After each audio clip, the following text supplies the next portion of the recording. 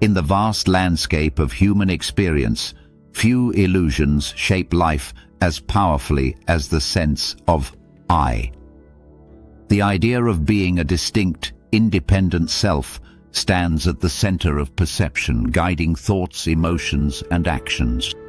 Yet within Buddhist understanding, this very sense of I is regarded not as truth, but as a misunderstanding, a mirage that leads to suffering. The Buddha's teaching on the ego offers a profound insight into the nature of identity and a way to see beyond the illusions that bind the mind. The word ego, though popular in modern psychology, carries a different meaning in Buddhist philosophy. Rather than referring to a structural part of the mind, the Buddhist view treats the ego as the habitual tendency to cling to the idea of a fixed and separate self. It is the mental fabrication that says, "This is me, this is mine, and I am this." This belief becomes the foundation upon which desires, fears, and conflicts arise. The ego does not exist as an entity, it exists as an activity, a process of constant identification and attachment. From the Buddhist perspective, what is called self is merely a collection of changing phenomena. The Buddha described this through the teaching of the five aggregates: form, feeling, perception, mental formations, and consciousness. These five components represent the totality of experience. Form refers to the physical body and matter. Feeling refers to sensations of pleasure, pain, or neutrality. Perception interprets the world. Mental formations include habits, intentions, and emotions. And consciousness is the awareness that experiences them. Together, they create the illusion of a unified person. Yet none of these aggregates remain constant, nor do they hold a permanent essence. Each changes moment by moment, like waves forming and dissolving on the surface of the ocean. The belief in a solid self emerges when the mind mistakes this flowing process for something fixed. When a pleasant experience occurs, the mind claims it. I am happy. When pain arises, the mind laments, I am suffering. This grasping gives birth to craving, aversion, and ignorance, the three poisons that sustain the cycle of dissatisfaction known as samsara. The ego becomes the center of this endless spinning, demanding recognition, defending its territory, and seeking validation.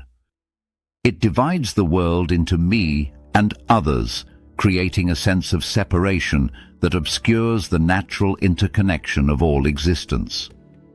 Buddhism teaches that this egoic illusion can be seen through not by destroying the self, but by understanding its emptiness.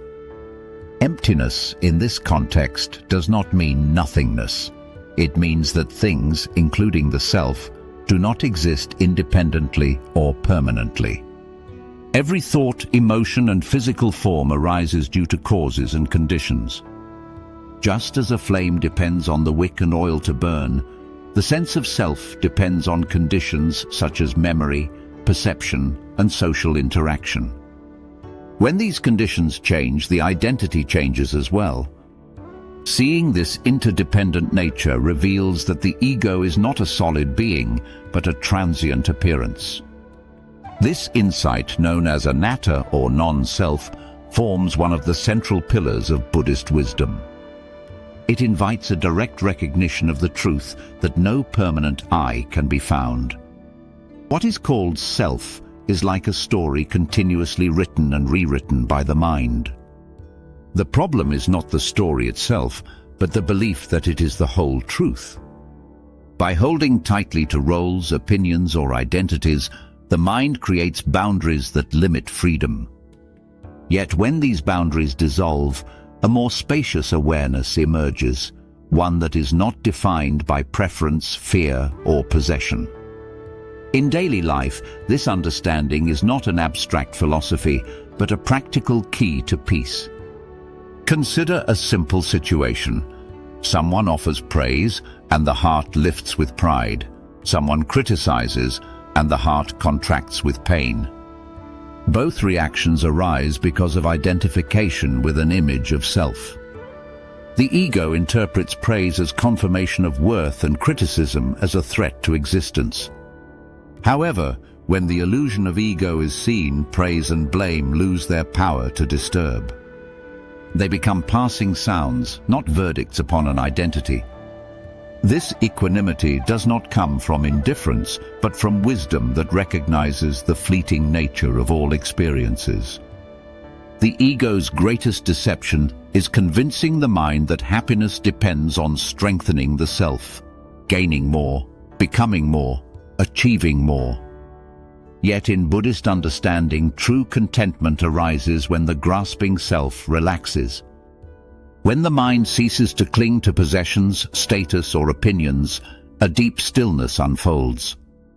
This stillness is not empty but full of awareness, compassion, and clarity. It is the state of being that exists prior to the story of I.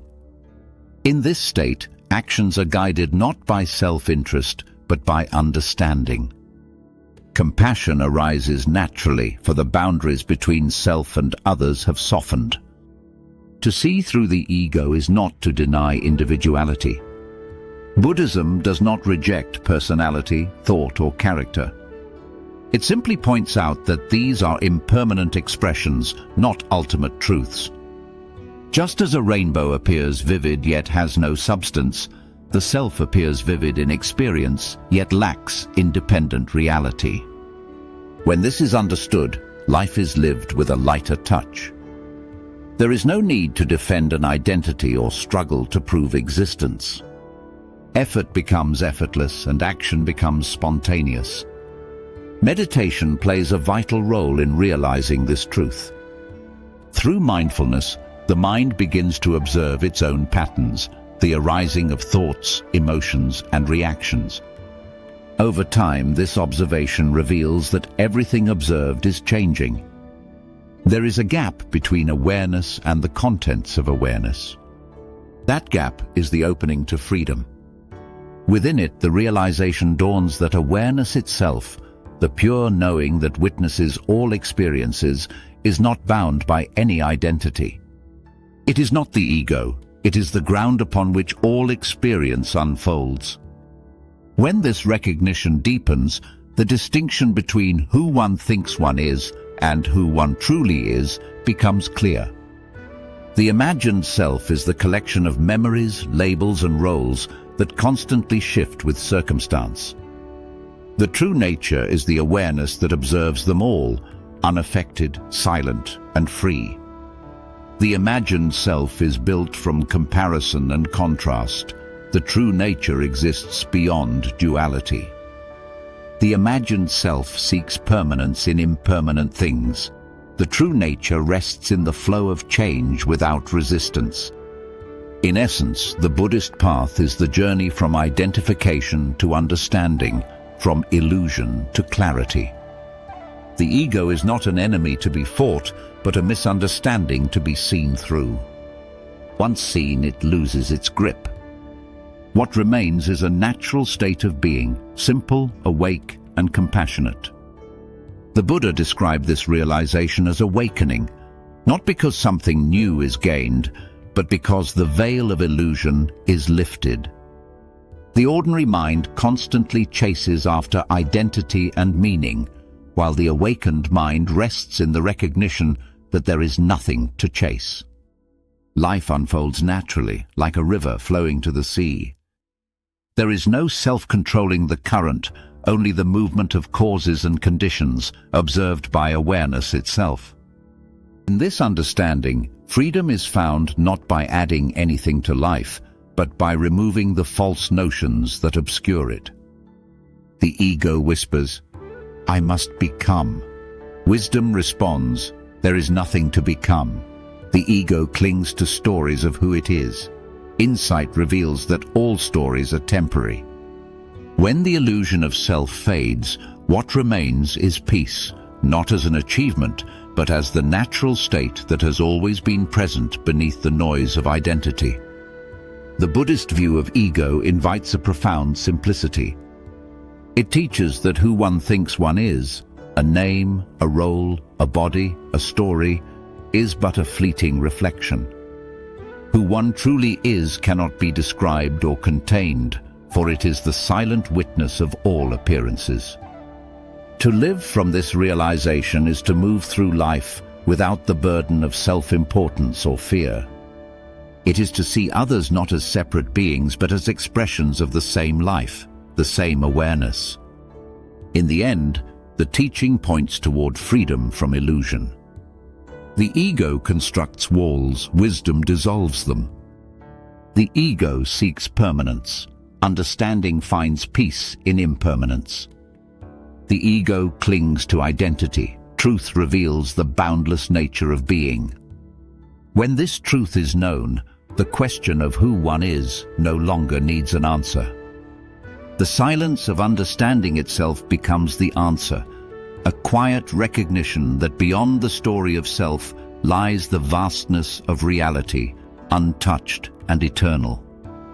This is the essence of the Buddhist view of ego, the realization that who one thinks one is not who one truly is. The illusion of self fades like mist under sunlight, and what remains is clarity, compassion, and the unshakable stillness of awakened awareness.